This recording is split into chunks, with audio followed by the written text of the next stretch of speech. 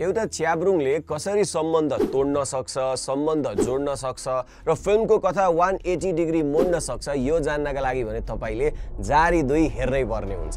Welcome to Cinemaster. तपाईहरु हेर्दै हुनुहुन्छ द रिभ्यू रुमको पहिलो एपिसोड।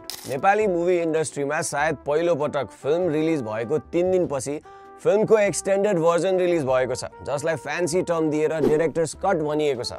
मैले डाइरेक्टर्स कट पनि हेरे र त्यस अघिको डिजास्टर कट पनि हेरे। मान्छु फिल्मका दौरान डाइरेक्टरहरू अलिक व्यस्त हुन्छन्, तर 3 दिनपछि मात्रै फिल्ममा क्लाइमेक्स नै छैन भनेर याद गर्नु त भएन नि।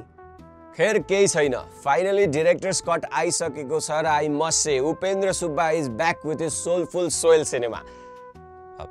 मेरो मतलब कि माटो भित्र मन भेटिने cinema, the authentic Upendra Subba cinema यार।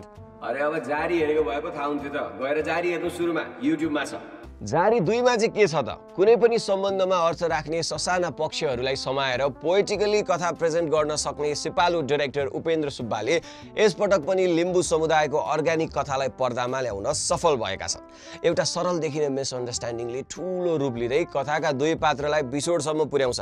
राइटिङको स्ट्रेन्थ भन्नुपर्छ कि उपेन्द्र सुब्बाले त्यति सिग्निफिकेन्ट नलाग्ने कुराहरूलाई पनि यसरी इम्पोर्टेन्सका साथ डेपिक्ट गरेका छन् कि तिनै सामान्य कुराले नै पात्रहरू बीच कन्फ्लिक्ट क्रिएट गर्दै लान्छ र फिल्ममा टेन्सन बिल्डअप हुँदै जान्छ। बुढाबुढीको झगडा हुन्छ जारीमा जस्तै, तर कसरी हुन्छ, किन हुन्छ, त्यो हो नि त फिल्म त। त्यहाँ छ नि त मुभीको मजा। अब गेस गर्दै चाहिँ नबस्नु है। मुभीका डायलग्स र सिन्सहरू यस्तो छ कि तपाईलाई त्यही समुदायको हिस्सा बनेको जस्तो लाग्छ। फिल्म हेर्दै गर्दा तपाईँ आफै 5 थरको एउटा लिम्बू गाउँमा छु जस्तो लाग्नु भनेको फिल्मका डायलग्सहरू यति लाइभली छन् कि तपाईलाई हरेक संवाद कन्भिन्सिङ लाग्छ। तर हलिउड फिल्म मात्र हेर्ने हलिउड क्लबका सदस्यहरूले कतिपय डायलग्सहरू बुझ्नुहुन्न होला, त्यही भएर जातीय परम्परा बुझ्नलाई भए पनि तपाईहरूले चाहिँ फिल्म हेर्न जानै पर्छ। बाइ द वे, जातीय परम्परा भनेको चाहिँ एथनिक ट्रेडिसन हो। मुभिङ अन, मूल कथा बाहेक पनि साइड क्यारेक्टर्सहरूको स्टोरीलाई सँगसँगै बढाउँदै लैजाँदा मुभी फर्स्ट हाफमा स्मुथली रन भए जस्तो महसुस हुन्छ। स्पेसली मङ्गल सिंह अर्थात् विजय बरालको क्यारेक्टरको कथाले फिल्ममा मिठा सँगसँगै रोचकता पनि थपिरहन्छ।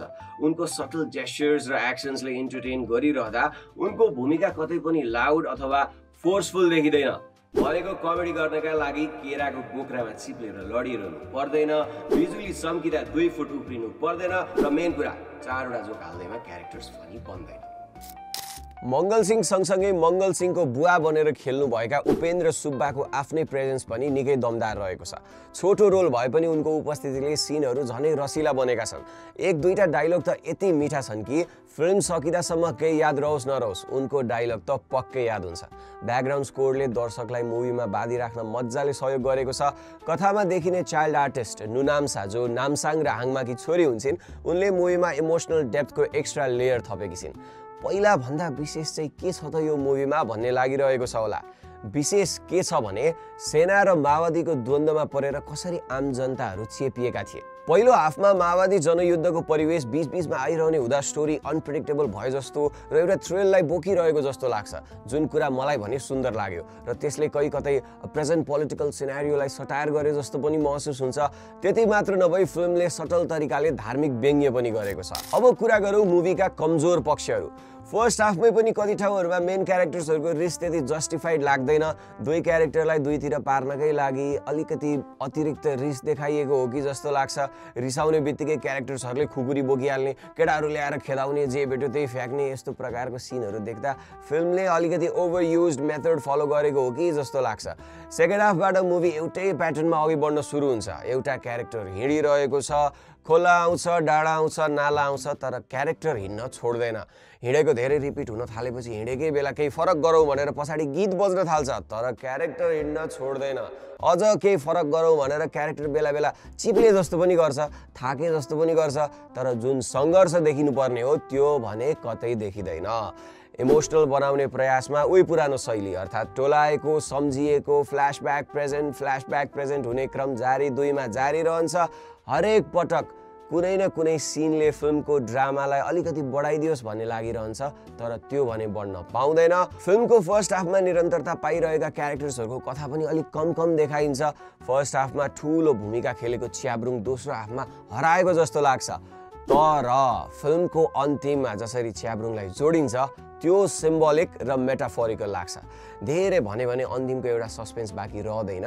त्यही भएर धेरै केही भन्दिनँ, तर मुभीले यति प्रमाणित गरेको छ कि गाउँको कथा भनेको दुःख, गरिबी, गाईवस्तु, भेदभाव र ठुला सपना पछ्याउने मेहनतको कथा मात्र होइन। गाउँको कथा भनेको त पहिचानको कथा हो, जसले मौलिकता झल्काउँछ र आफ्नोपनको आभास दिलाउँछ। गाउँको कथा वास्तवमा देशको कथा हो। संस्कार र संस्कृतिको धागोले बुन्ने मुलायम चलचित्रहरू जस्तै उपेन्द्र सुब्बाले जारी 2 पनि एउटा त्यस्तै मुलायम चलचित्रका रूपमा निर्माण गरेका छन्। हेर्नु भएन भने पछुतो हुन्छ, त्यसैले टिकट काटिहाल्नु होला। अझ बुढीसँग झगडा गरिरहने मान्छेहरूले त आजै गएर हेर्नुपर्छ है। ए क्यामेराका दाइले रिलेट भयो जस्तो छ है, हाँस्दैछन्।